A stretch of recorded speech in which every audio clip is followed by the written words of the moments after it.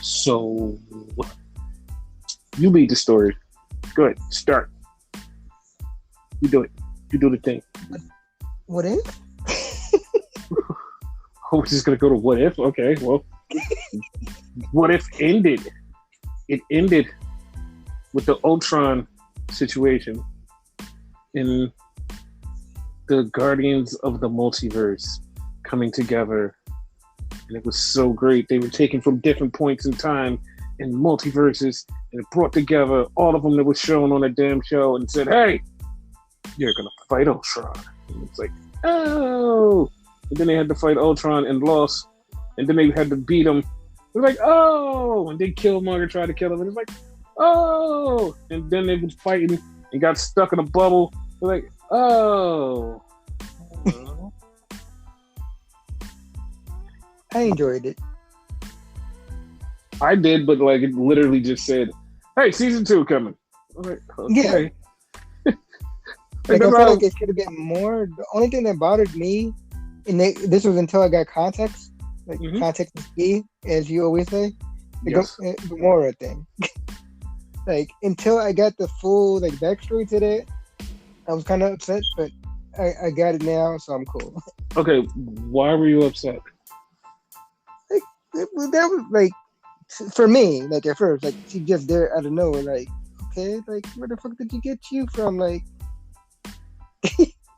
Like, why are you here? Like, they could have like automatically put Black Widow in there, even though she came in later by accident, quote unquote. You know, like she could have been like an easy big villain. Yeah, but Gamora was like the female Thanos. Yeah. Like I'm not even gonna lie, that kind of fucked me up because I was like, I totally forgot that she existed. I was like, the fuck did she come from? And then I was like, oh yeah, like that episode. Totally forgot. Like, damn, what the fuck? But yeah, I was a little lost for like 5 seconds because like they showed Iron Man and it was like, I don't remember him being in that episode. I'm like, Apparently, this was an episode that they did not show. Like, they took off the schedule. This was supposed to be like the 9th episode because they were supposed to have 10 episodes. This was supposed to be if she killed Thanos and Tony was supposed to go to Sakaar. You know, like basically World War Hulk. Yeah, but that's the thing though. I remember her being at the like last picture of an episode. Okay. Like, because I remember her episode next season though. Yeah, but it doesn't matter though. Yeah. Like, it doesn't matter though, because like I said, I do remember her being at the end of the episode. Like, you know how the point where he's like, "I'll tell you that story another time," and it's like, oh, okay, yeah. I was like, okay, I really don't give a shit, but okay. It was a lot of those like, yeah, we're at the end of the episode, like we don't care. Yeah. Because if I'm not mistaken, it was at the end of the which episode was it? It was one of the episodes when it was in space, and it was like at the end of the episode they showed Gamora. I was like, oh, the one with no, not the one with T'Challa. It was another one. It was a different one. Okay. It was like 3 episodes Thanos was in. And like it was one of the episodes Thanos was in, but he was like totally fucking a loser. And they showed her at the very end. I was like, oh, okay, that makes sense. Gotcha. But yeah, I knew they was gonna win, but I didn't know they was gonna get their ass beat like that by Ultron. It was kind of cool. Like he beat the shit out of them. They were basically losers, so yeah, like they totally fucking sucked. Totally sucked. It was insane. I loved it. Yeah. I'm gonna hate next season, but I love that.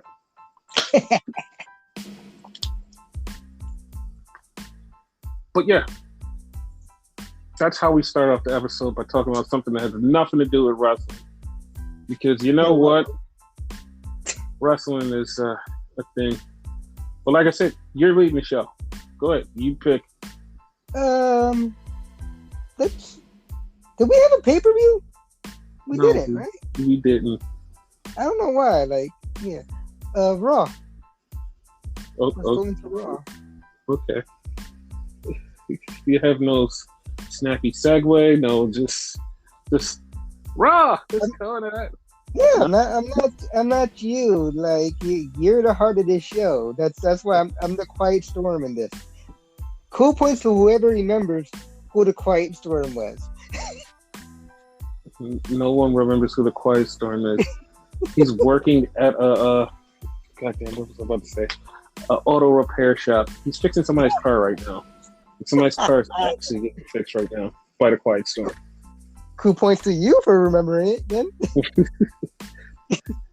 That's the funny part. I don't know why, but he just reminds me of a dude that would probably be working as an auto mechanic somewhere, like when he's done wrestling. Like, I don't know why. That just gave me that feel.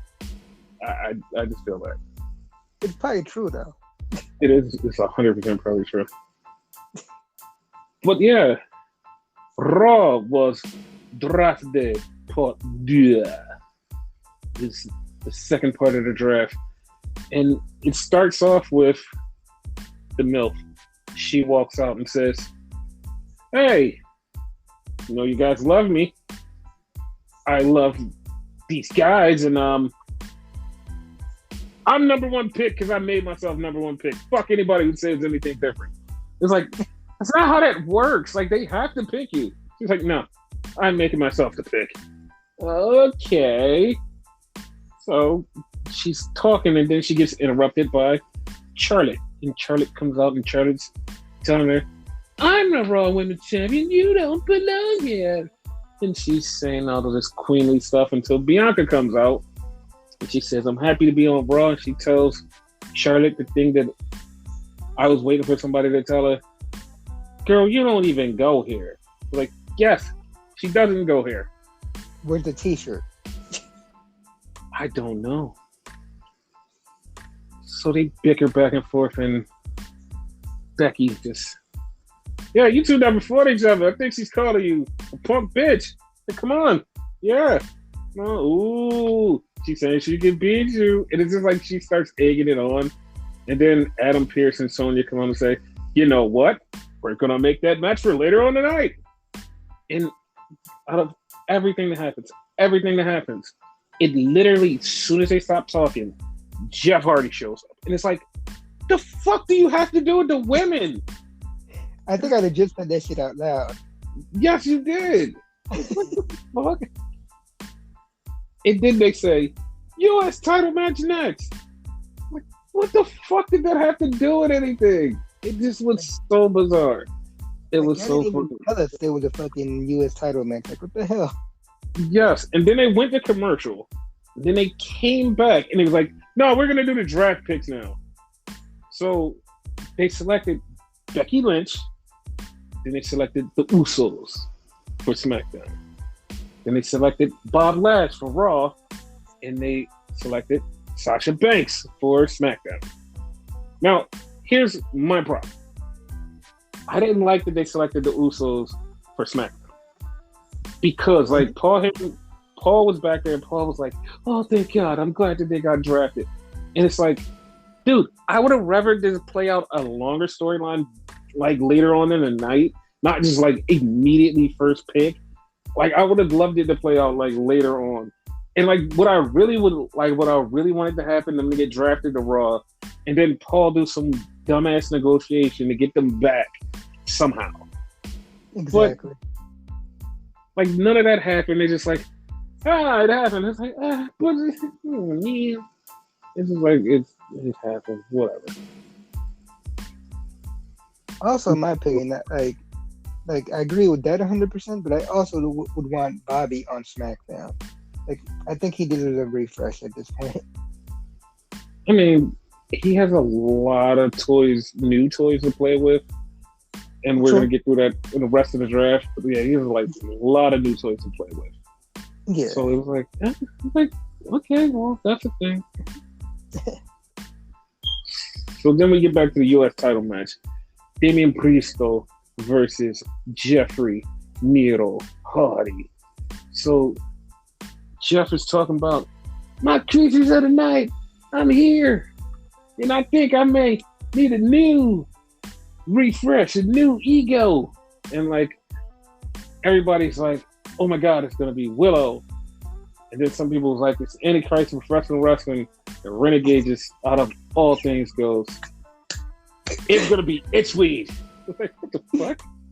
I love how you call me out for my bullshit. Yes.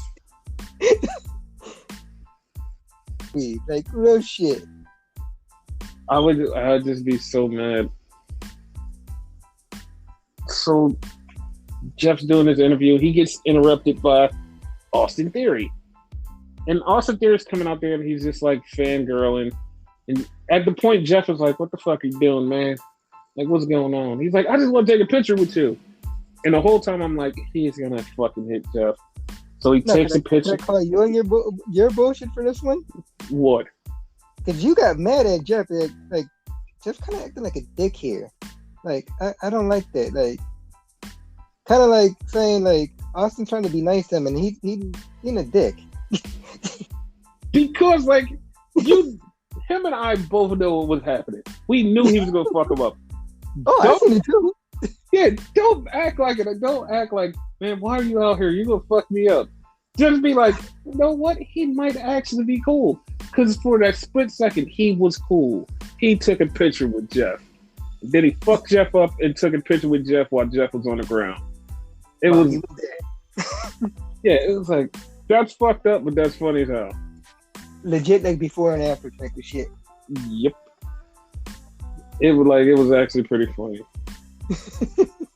We had the Raw Tag Team Champions Babylon about AJ Styles and Omos and how they want to have sex with AJ Styles and Omos, and nobody gave a shit. So everybody's like, all right, whatever, shut the fuck up. Nobody cares. Basically. So then we had Shayna Baszler versus Dana Brooke. Now, okay, so there's controversy because people are like, oh my god, I can't believe Corey Graves is burying Dana Brooks, talking about how bad she is, blah, blah, blah, yada, yada, yada. Like, I'm gonna tell you how fucked up it is for me because I didn't even notice he was burying her because I just totally zoned out. Was like, I have no fucking clue what's going on. Basically. Like, he's been doing that, like, since the beginning. Like, let's be honest. Like, the commentary really doesn't give a shit about Dana Brooke. Like, they shit on her no matter what. Yes. Like, it's nothing new. So I don't know why it's such a big issue now. Yes. It's been happening. But Shayna Baszler beats the hell out of her, fucks her arm up, then fucks her up after the match, and she's about to fuck her up again. But all of a sudden, Doudrop shows up. When Doudrop shows up, Shayna tries to hit her, and it doesn't even do nothing. Doudrop just looks at her, says, "Get out of here!" And Shayna just leaves. I'm like, okay, cool. Then we had the... It's gonna be something. It's gonna be pretty good. We had the next round of the draft, where Monday Night Raw picked the Monday Night Messiah, Seth Rollins. And then King Nakamura gets drafted to SmackDown. And then Raw drafts Damian Priest. And then SmackDown drafts Sheamus. So, yeah, that was a thing. So now Seth... Nakamura got boobs with him, too. So. Yeah, she got Boogendas. Boogendas ice cream. So, yeah, Seth is now on Raw, and so is Becky on Raw. So, yeah, that's the thing. So is Edge. So is Edge. So then we had an interview with Paul Heyman and the Usos. And the backstage dude is asking Paul about Brock Lesnar. And the Usos get mad at Paul Heyman and leave him. He's like, oh, it's still beef. All right, cool. We'll see where that goes. Hopefully nowhere. He's like, No, I mean like the whole entire beef, yeah, is gonna go somewhere, but like the Usos being mad at him, I hope that goes nowhere. Yeah, yeah. No, I understand that 100%. But them kind of hinting at like something happening and then nothing happens, that would be okay. Yes. So then we have Ali and Mansoor versus Primos. So we have a loss by Ali and Mansoor, which you actually thought they were going to win. Fuck no. What do you mean? They wasn't going to win shit. They fucking lose, and that's it. That's it. And then we get Big E. Big E comes out. And Big E's ready to talk. So as he's talking, Dolph Ziggler comes out. So it's like, okay, Dolph's out there. Drew comes out. Drew comes out. So it's Drew and Big E talking. Then Dolph comes out with Robert Roode. So they're talking. And, like, if you don't know, it'll come as a shock to you that, like, all of this is Dolph's fault. And Dolph's like, I need to take credit for it. Like, I'm not even going to lie. Dolph is literally a social media meme. Like, if you don't get it, you'll be like, what the fuck? When a girl always gets a date and they're like, oh my God, I found a boyfriend. Everybody always tweets the Dolph Ziggler thing. It should have been me. Now he has you should thank me because I created you. And it's like, now you can use that for anybody at any time. And it's like, oh, fuck. Like, that is really fucked up, but it will work. Like, that's fucked up. It's like, he literally just makes these memes. Because, like, he was the one who brought Big E in. He was the one who gave Drew his resurgence when Drew came back to the main roster. So it was like, I made both of you champion. So you should thank me. It's all me. I made this. And it's like, okay, well, I mean, you're kind of not wrong. So they wind up setting up a tag team match. But then we go back to the draft. So Raw gets AJ and Omos again, which I didn't even know that they were not eligible for drafts, but whatever, they're still drafting the same show. Shayna gets moved to SmackDown, so that just basically cancels out her Doudrop game. Yeah.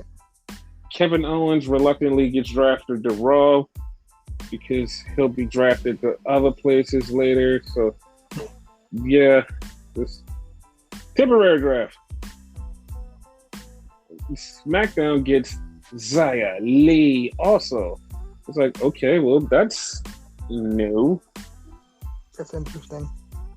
How do you feel about Xia Li coming to SmackDown? Like I said, interesting. Like, I had my eye on that because beginning, but she really popped off when she was with the I don't know how you pronounce it, but the hand. The hand. Yes. And now she's without them, so now it's like, are you gonna survive without them?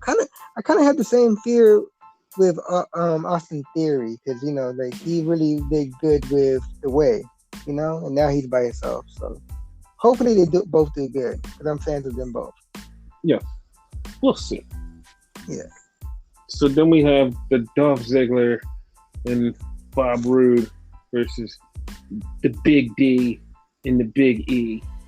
He forgot, like, he calls himself Big Bob because he said everybody calls him that. No one calls him Big Bob. Big E said no one calls him Big Bob. Yeah, no one calls him Big Bob. I'm not calling him Big Bob. Not at all. So we had another 37-15 thing with Reggie and a bunch of the backstage dork squad. And of course, Reggie keeps his title and runs around, jumps around. Apollo and Commander Aziz sees him. We are here on Raw to see stuff, and this is stuff we see. Ha ha ha! Love stuff. Ha! That's basically what he said. Don't even care what it was. It's just ha ha ha! See stuff. This guy's really good. He was going to lose the title because of them. Yeah, I was hoping that it didn't happen, and thank God it didn't happen, because it was like, man, this would suck. Yeah. So Kevin Owens comes out, does his Kevin Owens thing, cut a promo, then Akira Tozawa says, I'm not leaving till something happens, and he gets stunned. It's like, okay, well, and Kevin just looks worse and worse. He says, like, I hate being here. I hate it. Something happened, though. Yeah. So then we get another draft. We get the Street Profits drafted to Monday Night Raw. Who didn't see that coming? And the Viking Raiders get drafted to SmackDown. I didn't see that coming because I kind of forgot they existed. Then we get Finn Balor drafted to Monday Night Raw. And then we get Ricochet drafted to Friday Night SmackDown. I was like, okay, cool. So then we had a tag team title match, women's tag team title match, rematch from last week. And there was a small clause in there that nobody even knew was in the match. No one knew this small clause was in it. So after the match, because of course, super brutality gets the win. But after the match, later on, we find out that the clause that was in that match was the losing team had to get split up and drafted to 2 separate shows. It's like, oh my God, no! And that's what happened. Natalia gets drafted to Raw, and Tamina gets drafted to SmackDown. So, yeah, they're done. Okay. They never got their name, so it's okay. They're second generation. I don't care. I'm calling them second generation. They're always going to be second generation to me. I don't give a shit. Yeah, we came up with that. So yes. So then we get back to the draft. Raw takes Karrion Kross. SmackDown takes Angel Garza and Humberto Carrillo. Raw chooses Alexa Bliss. And SmackDown takes Cesaro. So yeah, that's how that worked. Yeah, so SmackDown still had the bar +1. Yes. Then we get a Goldberg promo, and Goldberg comes out and says he's going to murder a person. He said he doesn't care, he's going to murder a person. Then Lashley comes out and said, you're going to die in the ring too. So like literally, if somebody doesn't die over there in Saudi Arabia, I swear I'm just going to be like, this wasn't worth shit. They both said they're going to kill each other, so like somebody has to die. And the match is going to be a no DQ match, but like somebody has to die. Like seriously. Like, I'm sorry, they keep saying it. Like, so Goldberg kept saying, "You're dead, man. I'm gonna kill you." Yeah. Like all these like death things. Like, okay. Mm-hmm. So Bob Lash was like trying to make a point. He was like, "Man, if you don't know who's attacking you, you don't know what's going on." And right at that second, he gets attacked by the Hurt Locker business.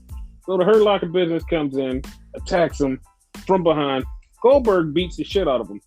This is what fucking fucked me up about this whole thing. The Hurt Locker business had to have a match right after that. Like, what the fuck is happening? So before they have the match, the Joker shows up, and he's just making jokes, and then he just basically says he's the shit. Like, not even joking. He literally says shit. Like he took that series when he found out that you could curse on WWE television. He was like, no, I'm saying it every fucking chance I get. I'm saying shit every fucking chance. Fuck you. I'm like, damn, dude, like he can't say fuck yet, but that's coming. Yeah, it's coming. And like they just fucking took it and ran with it. I was like, what the fuck? So then the New Day came out so they can fight the Hurt Locker business for the last time. And of course, the New Day win. And the Street Profits come out for like a split second, not even joking. Split second in my mind, I'm like, oh, the Street Profits are gonna attack them, right? They're gonna fucking attack them. That's the same thing. But no, they just was friends, and they was like, "Hey, we're friends. We want the smoke, the new smoke day. Yay! We love you. We're all friends.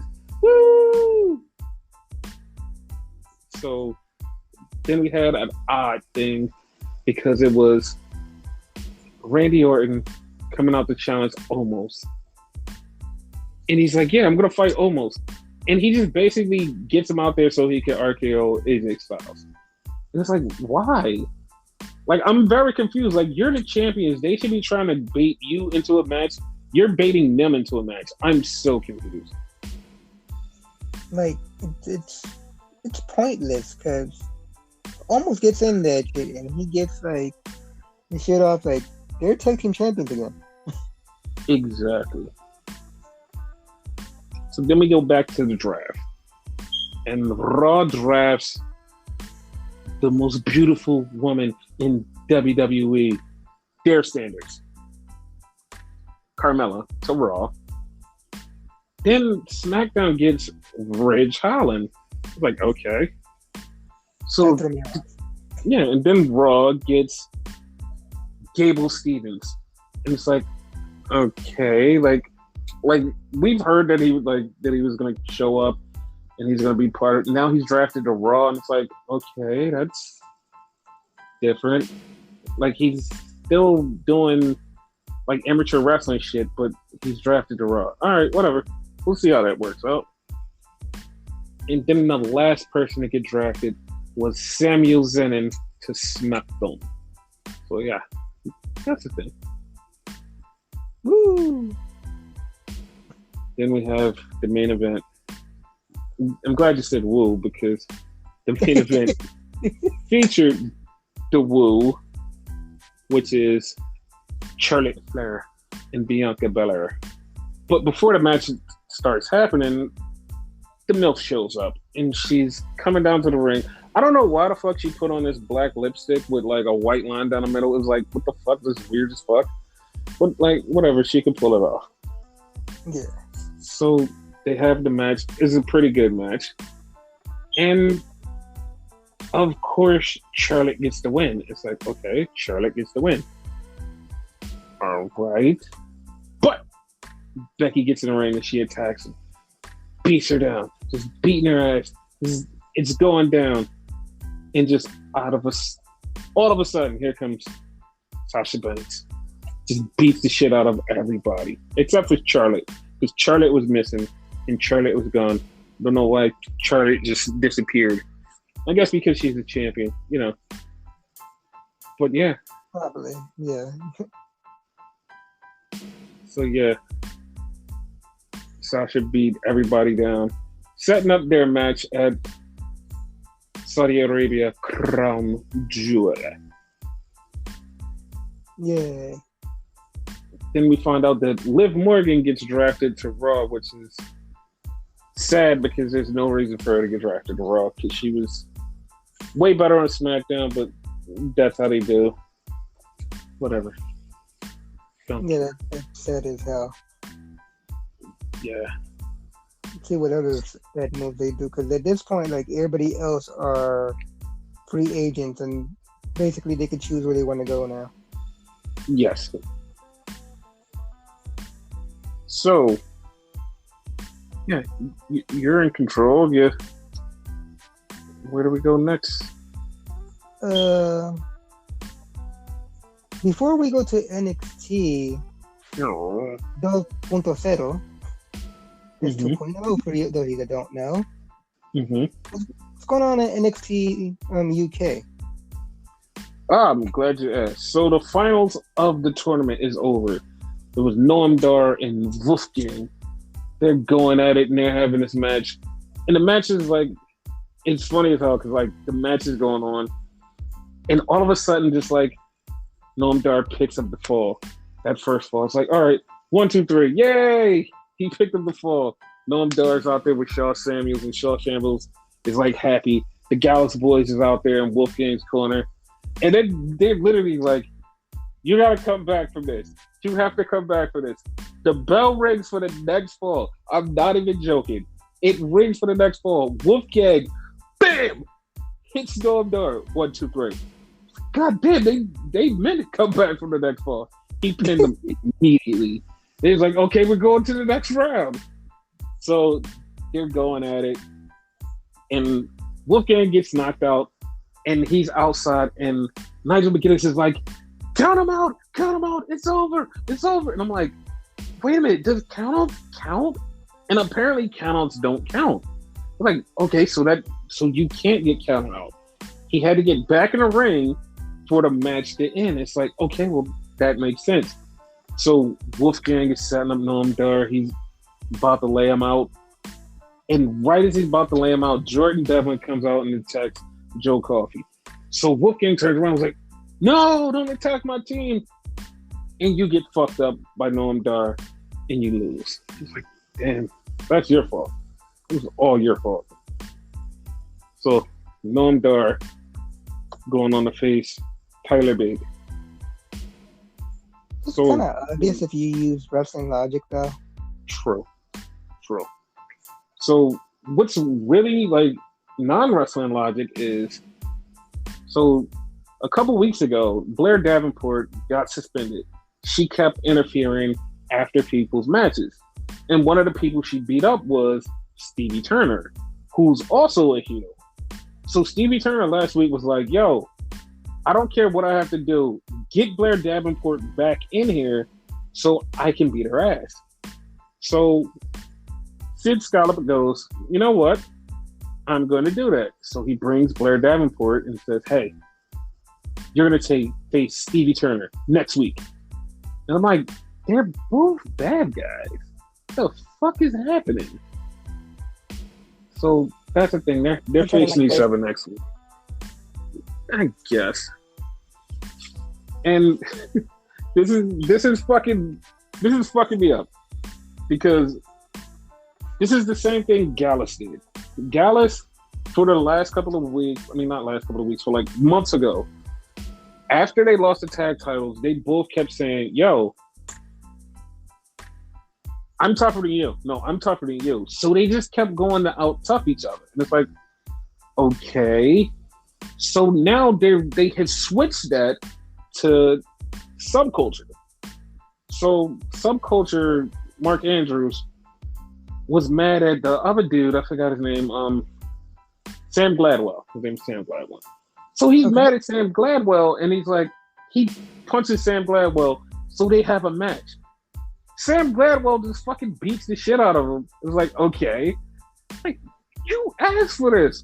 So, back in the back, Flash Morgan Webster's trying to find somebody to fight. He sees Shaw Samuels.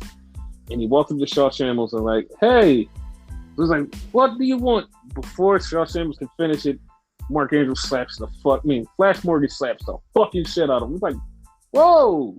And then he runs off. So, now that's going to be a match. It's like, what the fuck is happening? Like, this is so angry for no reason. No. They're still faces, but, like, they're just fucking with people. Because, like, Gallus were faces, and they just were fucking with people. Because, like, they're trying to prove, like, who is the better one.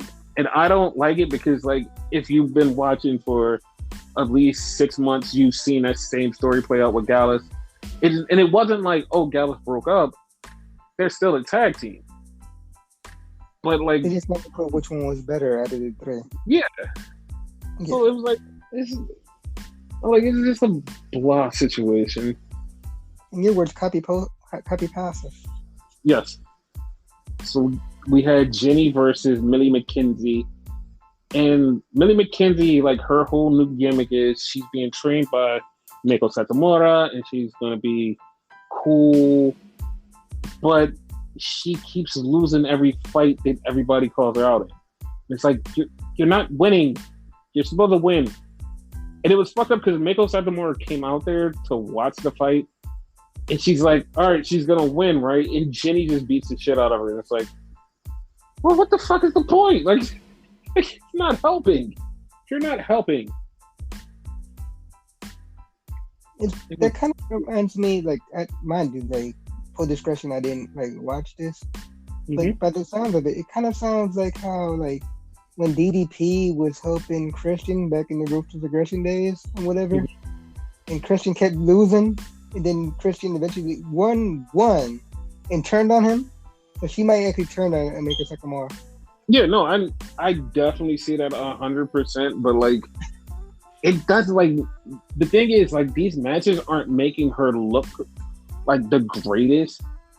And she can go when she's really going, but these matches make her look really like dumb because you get distracted and then you just like like, come on, like I've seen you wrestle like months ago, like you was tearing it up and you like had one of the like not one of the best matches. You had like one of these cool ass matches where it was like, oh, women's wrestling in NXT UK is just like amazing.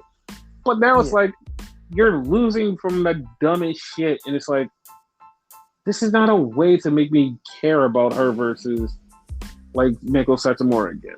Like it's not. Like I know it's gonna happen, but it's like it's not making me care. It's like I don't give a shit.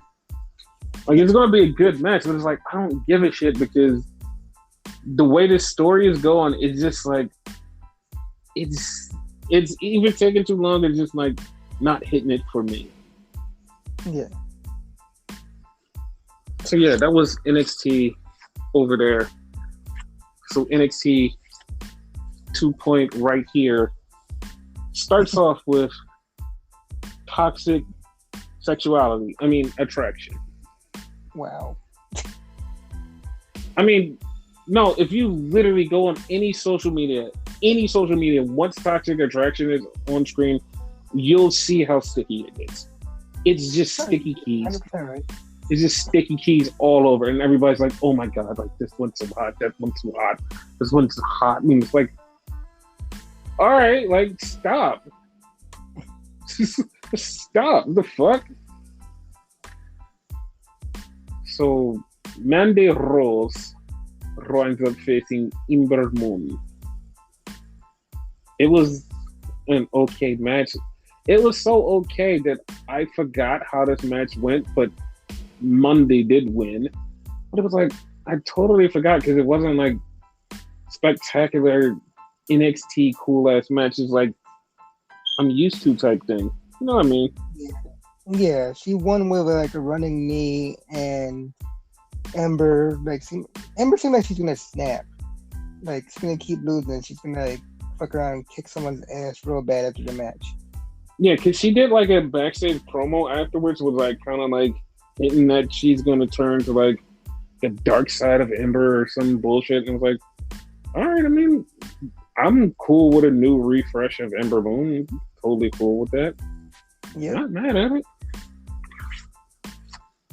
So then we get Legado del Fantasma talking about, hey, I know the Hit Row got called up, but we still got beef with them, and we gonna see them soon. So basically, Santos challenges Swerve next week for the North American title, whatever. Don't care. Yeah. One or two things are gonna happen at the end of that, and like it's gonna have like the same end result though. What? Like fucking what's his name? Carmelo Hayes is gonna like cash in his thing on either Swerve or Santos Escobar, and he's gonna be the new champion at the end of it. Okay. Yeah. That determines if he's a face or a heel, though. You know. Right. He cashes in on Santos, he's a face. He cashes in on Swerve, he's a heel. Mm-hmm. So then we had Odyssey Jones taking on LA Knight because they had beef the week before. So Odyssey Jones is looking like he's gonna win, but Chase Parker comes out, distracts Odyssey. Odyssey's distracted, and then LA Knight picks up the win with the help of Andre Chase or whatever his name is, Andrew Chase, whatever. So I keep wanting to call him Chase Sweater. Yes. So then we get Cameron Grimes He's in the back and he's talking. And Pete Dunne says he's gonna beat his ass. And Cameron Grimes walks out and says, hey, I see some nice young ladies over here. Hi, how you doing, young ladies? You're very nice. What school you go to? It was like, we're not in school. Oh, well, I don't know your phone number. Can I have it? I was like, all right, dude, like you suck. Like you just suck. Stop. Like he was trying to he's looking for love now. Yeah. So then we cut to Kyle O'Reilly talking to Von Wagner. And Von Wagner's like, I can have your back. All of your friends are gone. He's like, no, Roger Strong is still here. All of your rest of your good friends are gone. Roger Strong is one of my good friends. Well, I could be friend too. I was like, dude, I don't want any friends. It's like, okay. So Von Wagner's like, okay, me no friend. So we go to the ring, and Ciampa comes out, and Ciampa's like, all right, Halloween Havoc, defending my title. Who should I defend it against? And all of a sudden, Scott Steiner comes to the ring, music and all, and he walks in the ring, and he just lays out some Steiner math and says he's ready for the title. And Ciampa reminds Scott Steiner, says, Scott, you're like 70 years old, you shouldn't be here. And then he looks again and he's like, wait, no, you're Braun Breaker. Oh, you're not Scott Steiner. Sorry. Like, yeah. So he accepts Scott Breaker's challenge and says, hey, me and you, Halloween Havoc for the title. So, bro, shit, if you're not paying attention, like if you're looking down this whole segment, you swear Scott Steiner talking. But if you had the TV on mute and you're just watching, you swear it's Rick Steiner there. Yes. So yeah, like I seen that match coming. So then we had a Joe Gacy backstage super leftist promo, and it's like, fam, like I'm over this. Like I'm over this because it's not even the good leftist stuff that you were doing in the very beginning. Because it's like, all right, it's cool, but now it's like it's saturated and watered down WWE style, and it's like now it sucks. Like, now it just fucking sucks. It's like why do you keep doing this? It's not even cool. Like it's just so dumb. Like, all right, whatever. Okay. They got scared and like cooled it down. That's stupid, dude. So we get Indy and Persia walking around, and Indy's hype about being in love, and she walks by the Hand's locker room, and the Hand was doing something with Boa, and they're like, "Oh, like get out! Don't look! Don't look!" Like, whoa! I don't know what's happening over here. So that resulted in a match later. So the leftist Joe Gacy, he has a match against Ike Manjiro. And it's like, okay, this is a good match. And of course, like Ike Manjiro picks up the loss. He loses to Joe Gacy. And Joe Gacy leaves. So as he's leaving, right, he looks up and he sees Harlan. Now this is where it gets really fucked up. This is where it gets fucked up. Joe Gacy's supposed to be a leftist. They have Harlan, who's now bald, looking like a white supremacist. It's like, dude, you just went on both ends of the fucking political spectrum and just said, fuck it, we're just doing this, pal. It's like, no. Like, just no. It was just bad. Just no. Like, yeah, he did look like a fucking skinhead. Like, I want to see where this shit's gonna go. Yeah, like, I want to see where it's gonna go because I feel like they're just gonna fucking push the boundaries and they're gonna be like, too far. It's too far. That's what I feel like. It's gonna be that. It's too far. Like, weirdest part about it, like Harlan's gonna be the good guy in this, and Gacy's gonna be the bad guy. Exactly. Like, I see it. That's exactly what's gonna happen. So Then we had friend of the show, Cora Jade. She made her NXT debut. And I don't know why. I actually thought she was going to lose. Sorry. I thought she was going to lose. So I mean, it's a debut, so you know what I mean? Like, 9 out of 10. Here's why I really thought she was going to lose. Because she was going to fight Virginia Fiera. But she got beat up by Frankie Monet. So Frankie Monet winds up facing Cora Jade. You're like, oh man, like she's definitely going to lose. But Cora picks up the win because she had help of love with her boyfriend, Trey Baxter. I was like, oh, that's okay. The power of love compels you. The power of love compels you. They're the face version of Canelo size. Canelo size. Whatever. Yes.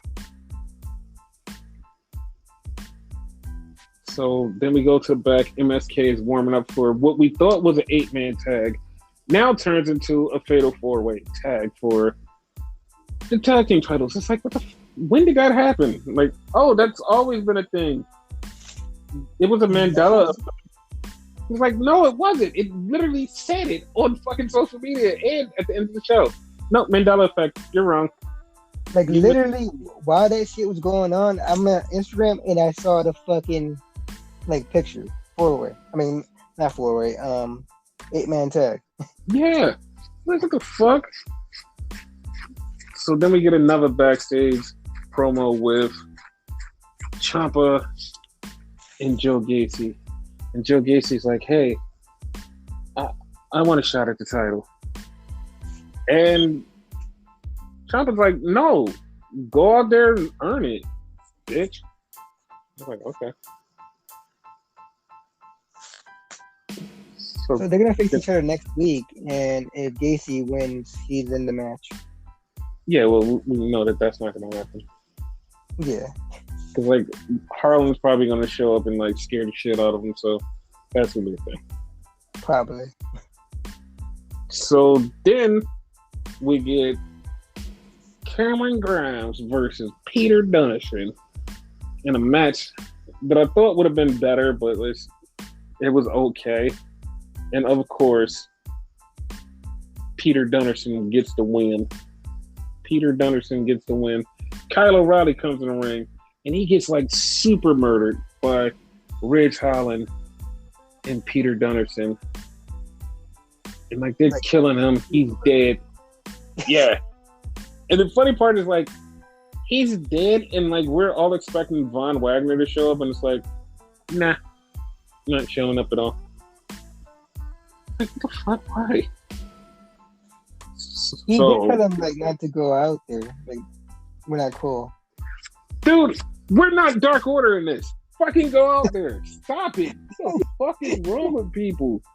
Just fucking go. They're actually not cool, though. So, like, that actually works. Whatever.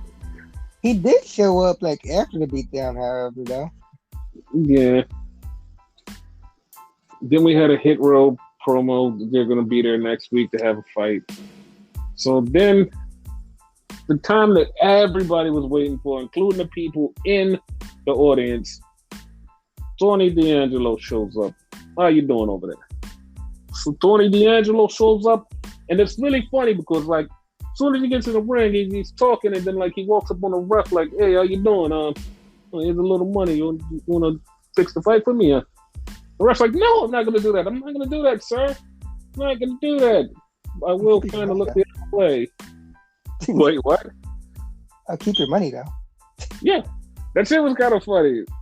And, like, Tony D'Angelo, he's, like, not the best wrestler, but, like, he was super over. Everybody talked about him. And he picked up the win in the match. He did, like, a spinning fisherman buster type thing. And he was so over. And it's like, all right. I'm like, okay, he's just a little bit over. And then when he was trending for, like, a day, it was like, oh, wow, he's actually over. And it was so bad because this is really fucking hilarious. So Lance Storm just tweets out, I regret having on retweets from Liv Morgan. And you're like, why the fuck did he just tweet that? So he took the picture of what the retweets were. And the retweets were all of like everybody standing Tony D'Angelo. It's like, oh my God, that's what it was. And I know somebody's out there is like, why is she standing Tony D'Angelo? It's because Maroon, she's Italian, so she knows what's going on. Like, forget about it. So that's why she's like that. Don't practice freightophobia. You should be a little bit open-minded. Maroon. Like, what's actually over the gimmick and whatever. Like, his wrestling will get better. Hopefully. So then we had Master P's Forgotten Son, Trick with Carmelo Hayes. And they're bout it, and routed. Talking about they're going to win the tag titles later on. But, you know. Yes, he knows. Even I know. So yes. So then we have a one-on-one match between Indy Hartwell and Mei Ying. And Indy winds up beating Mei Ying. It's like, yeah, she gets the win. And everybody's like, whatever. So then we have a scene from the Bronx Tale. Because we have Lash Legend. Beautiful, gorgeous. Goddess. Lash Legend. She's back there and she's talking. And then all of a sudden, Tony D'Angelo comes in. Hey, how you doing? Looking gorgeous over here. And she was like, I'll talk to you later. He's like, okay. Straight out of Bronx Show. So are we glossing over the Sopranos joke? No. That was fucked up. She did say he was straight out of the Sopranos. But I mean, you can't not say he's not. Yeah. We had a Diamond Mine promo where he gave Hideki Suzuki a brand new name, and I have no idea what it is. Don't care. So then we had Raquel Gonzalez talk about sexual masculinity. I mean, toxic attraction. Why did I say that? And she talked about how she busts one of them in the head, and they're talking about they're going to take the titles. And all of a sudden, here comes Zoe and Io to help her out. And I was just like, oh, they're going to have a titles, all 6-man titles on the line thing. That's the thing. All right, whatever. Yeah, it is what it is. So we had Beer Money Jr. We had the new No Limit crew. We had the Grizzled Young Vets and MSK all have a match. And it winded up being MSK picking up the win. Tag team titles still in hand. But they get New Japan style beat down from Imperium. And that is a thing. So Imperium's the next contender. Yes. Speaking of New Japan, G1 updates. Yeah, Zack Sabre lost the match to Ishii. So Zack loses 2 points. But Zack did pick up a win in his next match. So Zack is still head and shoulders above the pack in the A block. But the B block, kind of exciting because Okada has not lost yet, and neither has Jeff Cobb. And they'll be fighting on the last night. It would be fucking amazing. And I don't think this has ever happened, where two people have never lost in the block face each other on the last night. So that would be amazing. We still got a couple weeks to go, but yeah. Yeah, I think that should happen, and I don't think that's ever happened before. I think you're 100% right about that. Yeah, it's gonna be sexy. Yeah. Can't wait for it. So Yeah, legit was about to ask you about that. yeah. So that's the G1 updates. Yeah. But So I guess since I'm running shit, I guess, right? mm-hmm. Quick question, real quick, before we hit All Elite up on this, right? Mm-hmm. So on YouTube, right? Like side Uh-huh. note, whatever. I've been seeing a lot of MLW stuff and whatever. Did they Mm-hmm. do this already, or did that just like them promoting shit? Could they keep promoting Hammerstone versus Fatu? And like, I'm not sure if it happened yet. No, the show is coming on Thursday at 10. It will be on Thursday at 10. MLW new blah blah blah. I don't know the name of it, but it'll be Hammerstone versus not Hammerstone. Samoan Hammerstone. Yeah, that guy. Samoan Hammerstone. Jacob Fatu, who actually said out loud, I'm representing the bloodline on the other side. Okay. Oh, wow. I was like, okay, well, you're representing the bloodline. Love that for you. Yeah, how about that? Yeah. Okay. Like, yeah, that was my question about that. Yeah, All Elite Wrestling, where everybody's elite. Yes. Elite. So the eliteness started immediately because everybody was in the ring. As soon as the show opened, the Dynamite anniversary, 2-year anniversary, started off with an 8-man tag. Who some people are calling this 8-man tag one of the best 8-man tags or multi-man matches that they had in a long time. I didn't say that. That wasn't me. I didn't say those words. Yeah, I was about to say that too. But it was a lot of high flying, jumping around, moving around, all good shit where everybody's having fun and matches is going. Adam Cole is baying. Brian is yesing. Things are happening. Jungle Boy is jungling. Luchasaurus is racism. Kenny Omega's gaming. Young Bucks is fucking. Everything is out there happening. It's going good. It's awesome. And of course, yeah, the Christian got knocked out because, no religion in my wrestling. That was my favorite spot. Oh yeah, Marco Cunt got knocked out too. So yeah, then they hit Jungle Boy with the Super Click Elite Trigger Baiter. I don't know what it's called. Whatever it's called. They hit him with like 19 knees all together at the same time. He died. Match over. Funny part, right before that, they hit, I want to say, fucking Bryan Danielson with a triple super kick. Mm-hmm. And I go, oh my god, he lit. And as y'all know by now, his TV's faster than mine. So he's like, you haven't seen nothing yet. What? Oh my god, they killed Jungle Boy. Yes. And it was fun. Most of it was jumbled. Yeah. So we had CM Punk come out, and Punk's out, and Punk goes, "You like my Jordans?"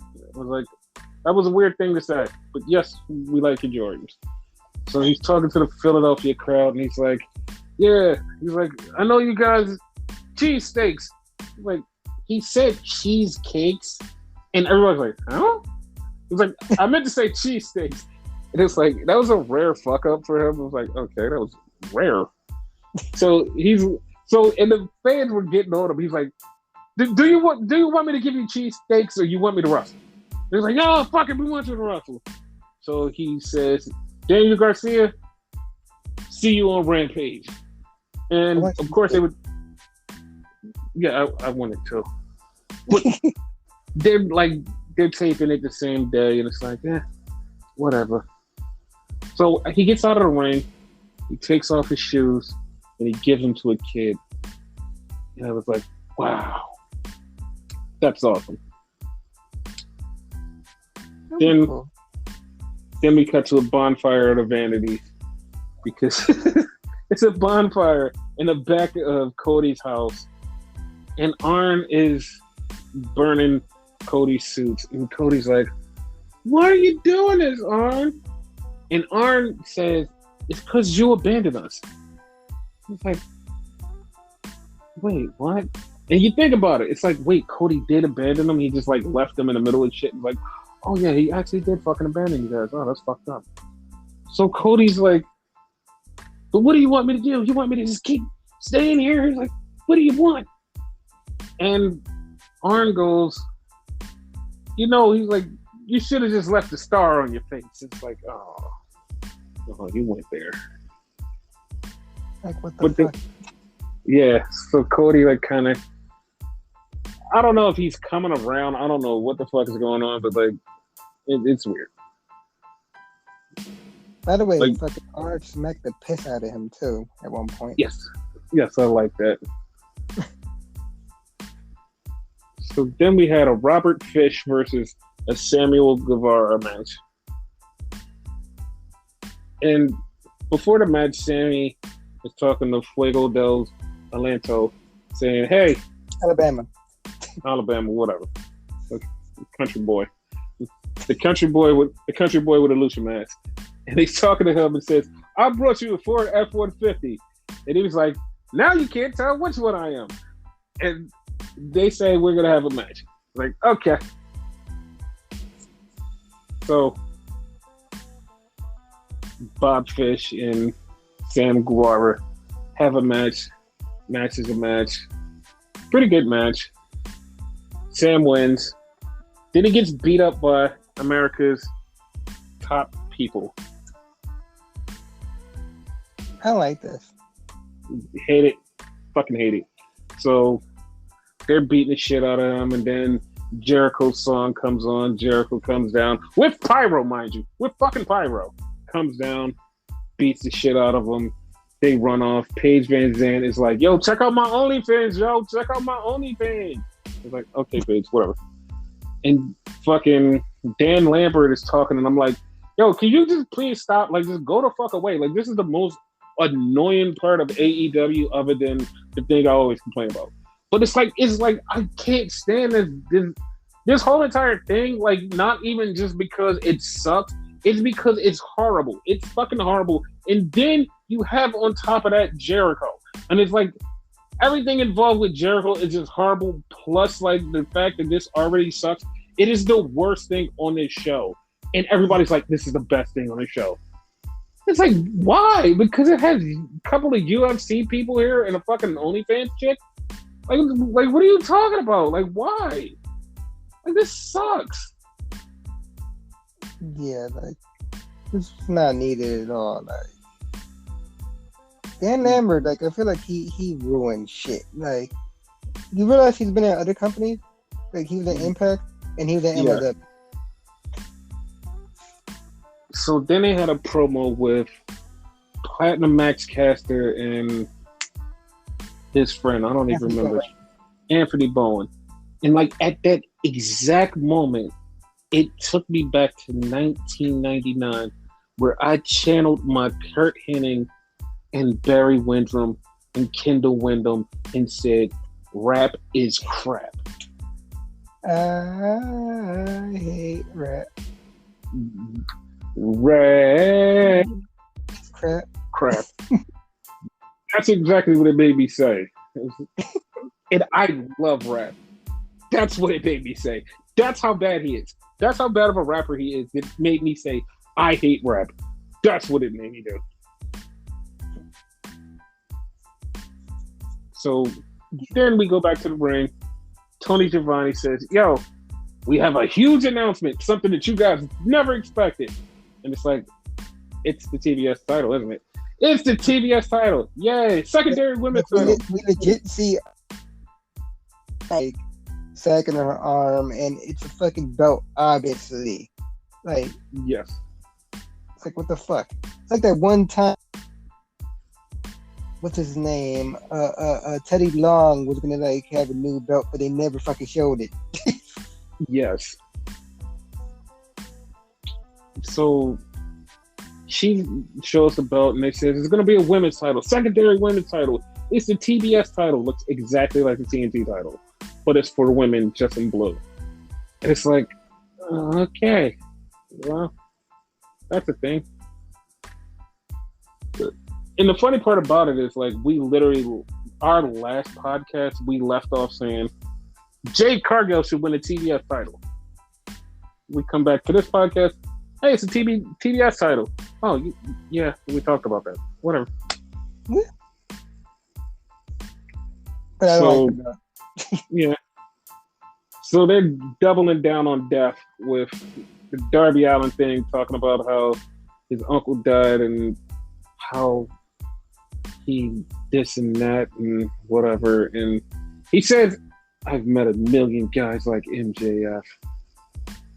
And somebody said, like, oh, if you met a million guys like MJF, that means it'd be a million heels, like top heels. And I just literally just screamed out to the top of my lungs, he's the fucking worst version of a heel. He's not even a good heel when you hate him because he's doing the right thing to make you hate him.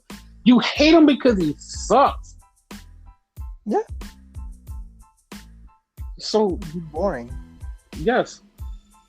So at this time, I was talking about how much Darby was talking about death. I was like, man, he's really into death masturbation. And Darby just takes off his jacket and jumps off the top rope, literally onto the floor. And I'm like, oh, he really does want to die. But I didn't know he jumped on Nick Camarado. I was like, oh, that's what it was. I was like, oh, he's just with it. Because I got fucked up about that shit too. Like, oh, okay, shit.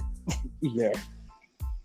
So that happened. Of course, Darby beats him. Then QT Marshall runs in the ring. He's like, I want to do things. And he drops Sting. Sting jumps right back up and drops him. Like, hey, yeah, you did nothing, QT Marshall. You suck. I don't know why you're here.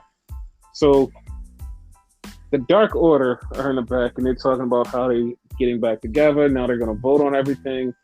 And Renegade points out the worst fucking obvious of the whole thing. He goes, he needs to put back on his mask. I'm like, why does he need to put back on his mask? They got too many bald people. God damn, dude. It's kind of hairless. Bald people with a beard. Dude, that's kind of hairless, man. Hairless. Against hair? What's wrong with you? You're telling me John Silver and Alan Angels and the other guy whose name escapes me. Dick Grayson? Yeah. You're telling me they don't look alike slightly? Listen, I'm not going to say they don't because I have multiple times confused Grayson and the other guy, Stu Bennett. I mean, not Stu Bennett. See? The other six. See, all right, it's too many ball by. Fuck it. Let's move on to. Like, if I didn't know better, like fucking, what you call it? Silver need to put on a fucking mask too. Yeah. So we have a Dante Martin thing, and Dante Martin says, hey, I want to fight somebody, and everything goes black. Malachi Black comes out. Yeah. He splits in his face. He hits him with the kick, and he says, welcome to the House of Black. I was like, I don't know how I feel about that. I don't know how I feel about that. That's a little bit too touchy. But yeah, welcome to the House of Black. I don't know how I feel about that. Actually, like his exact words, if I'm not mistaken, were like, we accept you in the House of Black, I think it was. That's even worse. That's even worse. And then speaking of the House of Black, we get a Ricky Starks promo who was dressed up. He was dressed up in fucking suede, and I swear to God, like from afar, I'm like, oh, it's fucking Orange Cassidy.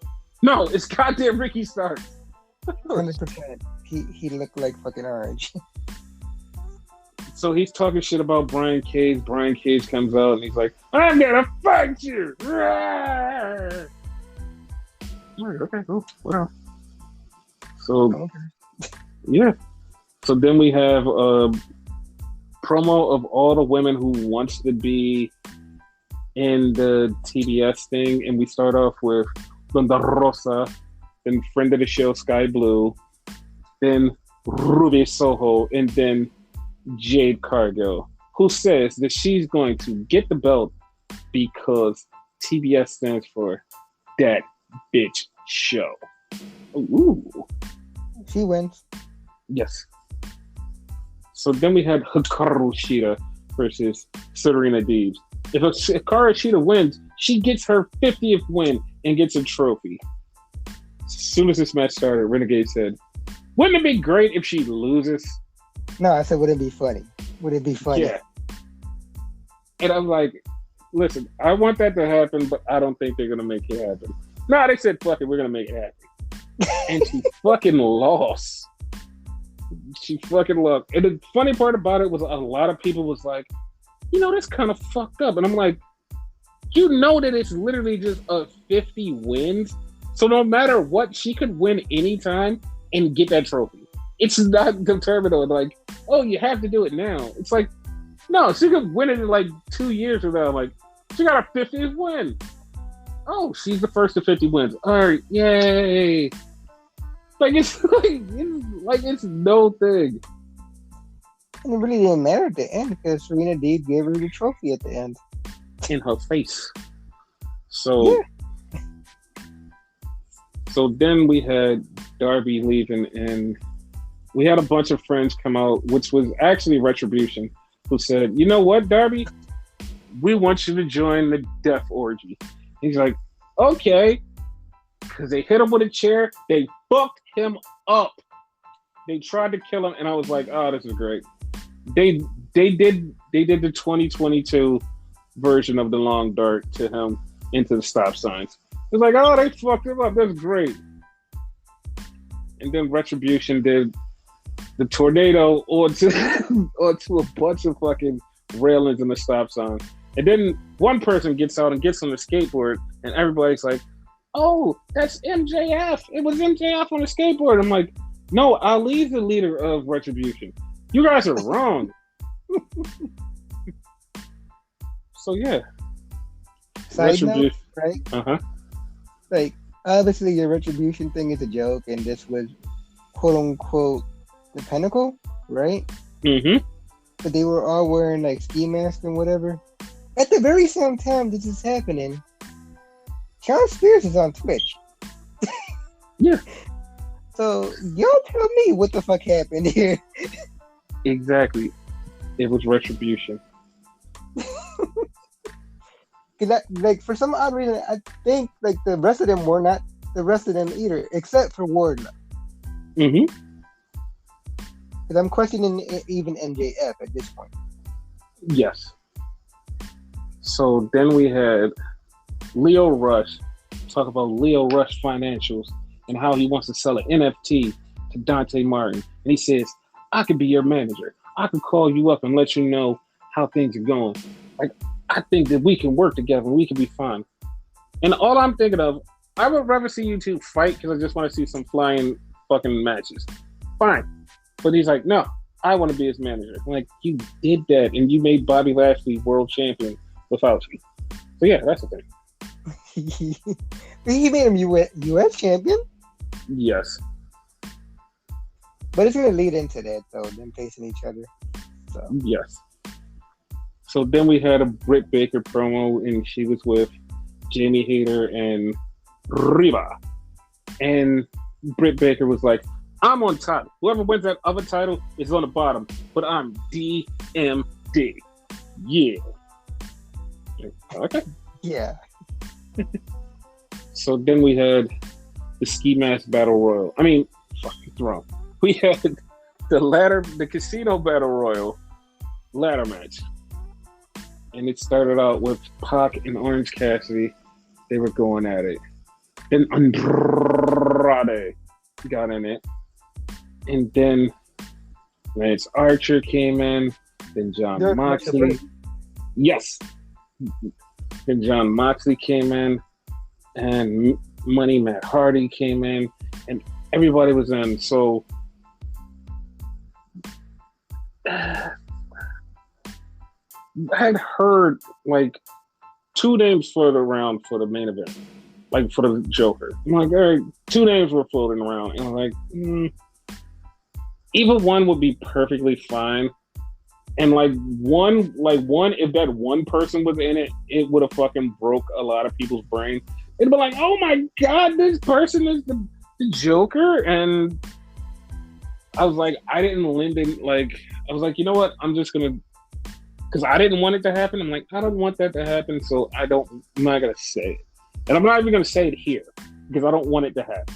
I don't want it to happen at any time, any way whatsoever. So I'm not gonna say it. But the other person was Hangman Page, and it was like, oh, Hangman, okay. And like when I saw it, I was like, all right, Hangman makes sense, but like, yeah, whatever. Like I wasn't just going, yeah, like Hangman. It was like, yeah, I mean, he makes sense, but I don't know. It was something about it was like, yeah, Hangman's gonna win and he's gonna come back and everybody's gonna pop. But it could have been somebody debuting that would have been like, oh, kind of cool. Right? I agree 100%. Yeah, I agree. But Hangman came out, got a huge pop, and was like, okay, cool. I mean, it worked, but at the same time, I was like, I wouldn't have been mad if it was somebody else.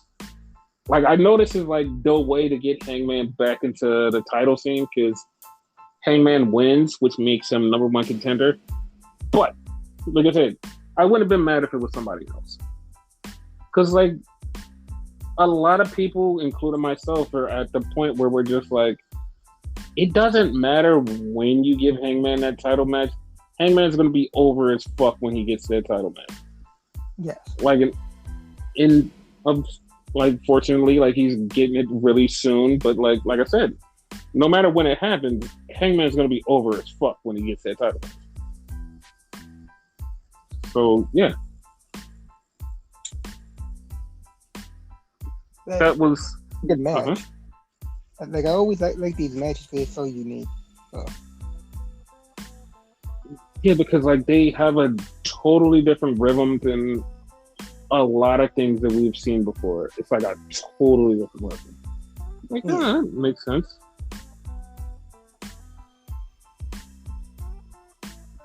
Like, I like that. I like it a lot more than like other people. But yeah. And since that match is over, we talk about news.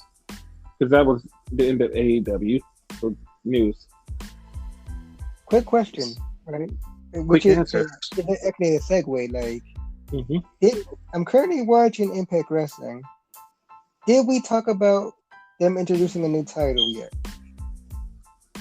No. Do you want to talk about them introducing a new title? It's called the digital media title.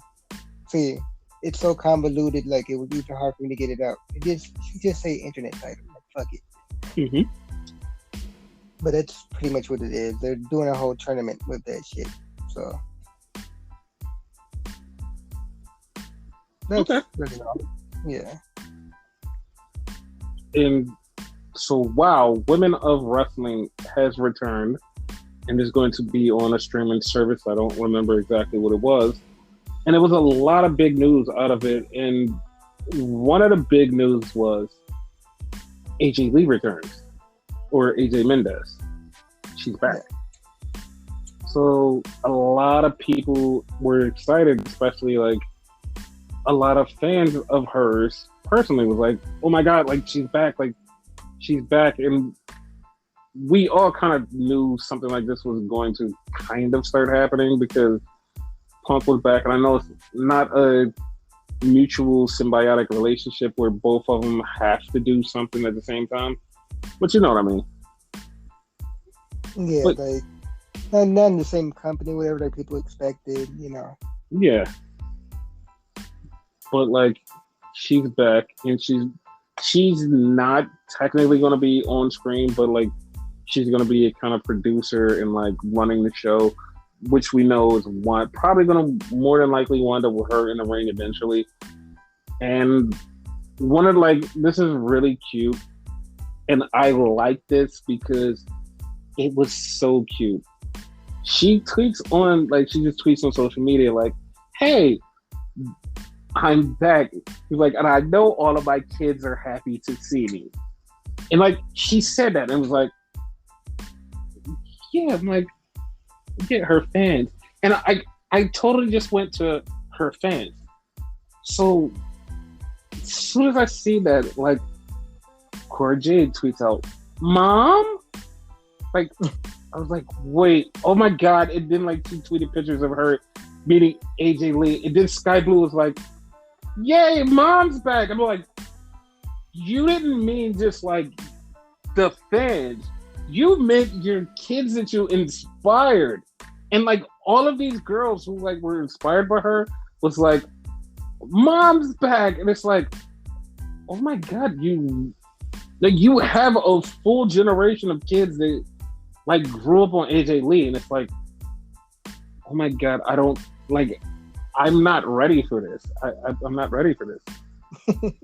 Like, they grew up on her, and like she's like their idol in their generation. It's like, I'm not ready for this. I'm like mentally not ready to handle this. But that was cute. It was. And also, apparently the deal, like I googled it real quick. It's Viacom CBS. Okay. And also, what I can't stand is Tessa Blanchard finally found a wrestling home, and it's WoW. So Tessa Blanchard is going to be on WoW, and I don't like the fact that they leaned into her having nuclear heat, where they tweeted out a shirt and said "nuclear," and it's like, come on, dude. It's like, come on, like that was not only right on the nose, but that was like right up picking the nose, picking the boogers out. It's like, come on, fam. Like, we know everybody hates her. Yeah, it's like, come on, man. Like, I didn't like that at all, but like, no, we're gonna do that. We're gonna do that fucking right. I'm like, all right, whatever. Like, I hate it, but she's there, and you know how I feel about the Tessa Blanchard situation. It's like, I even said we weren't going to talk about her, but like we broke the rule because it was like wrestling news. It was a kind of quote unquote wrestling company, which is just like a kind of a thing. Yeah, but breaking news, so we had no choice. Yeah, but you know how I feel about that. No, yeah, you know, like, fuck that shit.